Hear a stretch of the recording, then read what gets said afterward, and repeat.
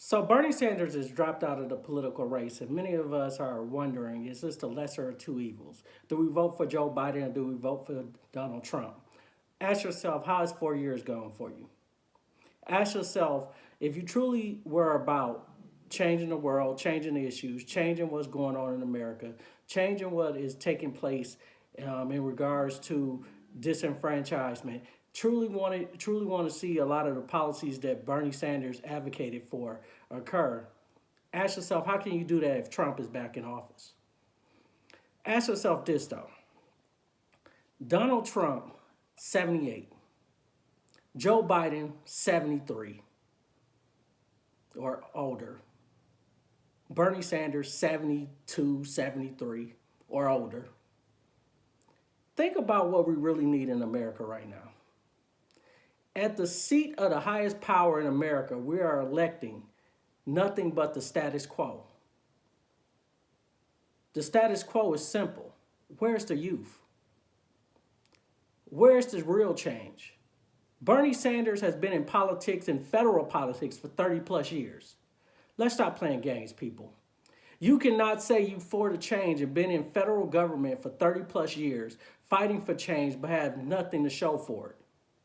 And when it is our opportunity to truly create the real change that you've been advocating for, particularly the 8 years when President Barack Obama was in office, you wasn't trying to wrangle the Democratic Party to get in line with President Obama, and you weren't trying to wrangle and chastise the Republican Party to go in line with what the president was doing. Stop believing this hype.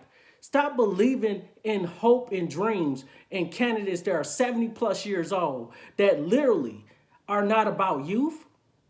They've been a part of the problem. What America needs is a real revolution. That revolution ain't happening because of Bernie Sanders.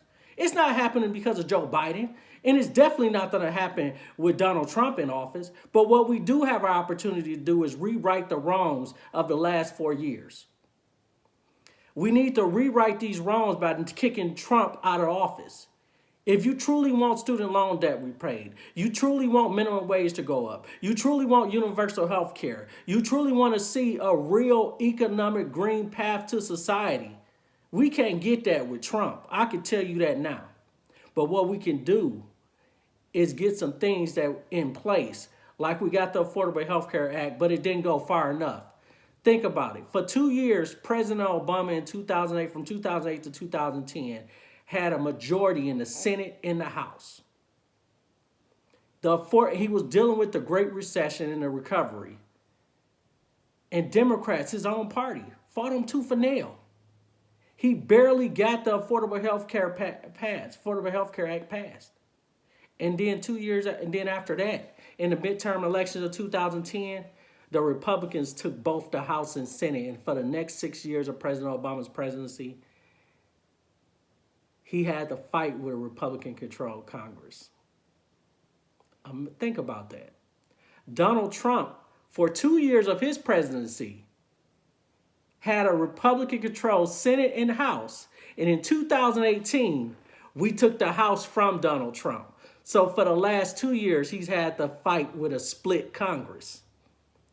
President Obama didn't have that luxury.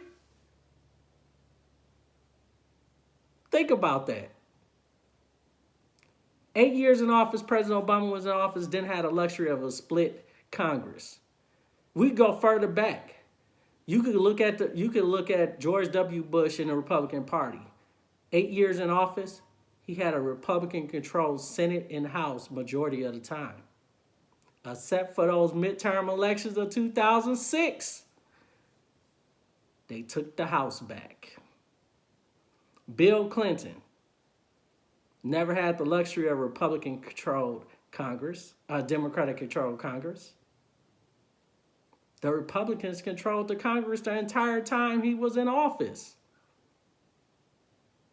Think about that, people. And right now, as we sit up here and we debate, should we vote for Joe Biden or should we go with Donald Trump? Come on, let's don't fool ourselves. If we want real change, it's time to vote Republicans out of the House and Senate. And then we really shake up the political system in 2024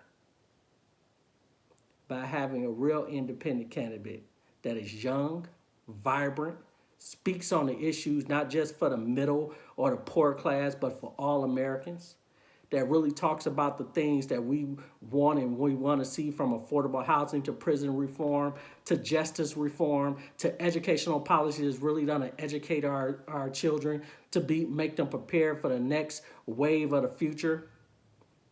That's what we need. We're not going to get it right now. As long as we are fighting tooth and nail over who's going to be the president, you're not going to see real change if you keep the status quo in. Hey, Biden ain't perfect. He's not even my candidate, wasn't my first, second, or third choice. And neither was Bernie Sanders.